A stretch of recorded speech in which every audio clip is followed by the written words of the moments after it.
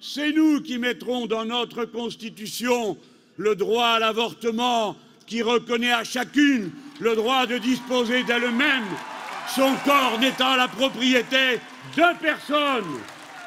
Il est donc temps d'inscrire dans la Constitution le droit à l'avortement, car le corps de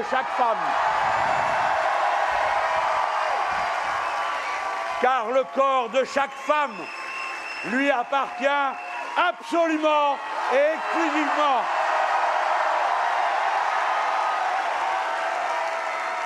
Cette liberté doit être inscrite dans la Constitution pour ne plus jamais être soumise à des soubresauts électoraux comme ceux que l'on a pu observer dans un pays, en Pologne ou aux États-Unis, avec les résultats que l'on sait.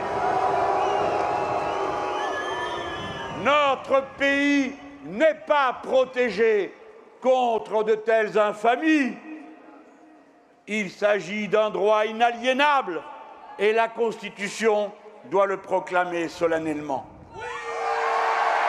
Oui, je le mettrai dans la Constitution, le droit à l'avortement, parce que sinon, à chaque élection, on va recommencer à zéro le débat pour rappeler que les femmes sont propriétaires de leur corps, elles et elles seules. Ni leur mari, ni leurs enfants, ni leur famille. C'est un droit fondamental, comme celui, par exemple, d'éteindre la lumière, comme on dit, de mourir dans la dignité. Ce sont des droits qui touchent à la liberté la plus intime, la possession de soi. Monsieur Zemmour est contre ça. En votant cette loi, la France va devenir le premier pays au monde à inscrire le droit à l'avortement dans sa Constitution. Lorsque nous modifions la Constitution, c'est le temps long que nous touchons du doigt.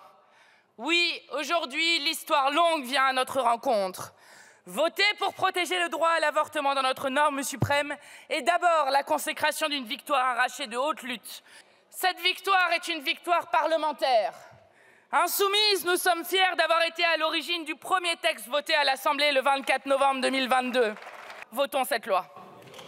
Je vous remercie, Madame la Présidente.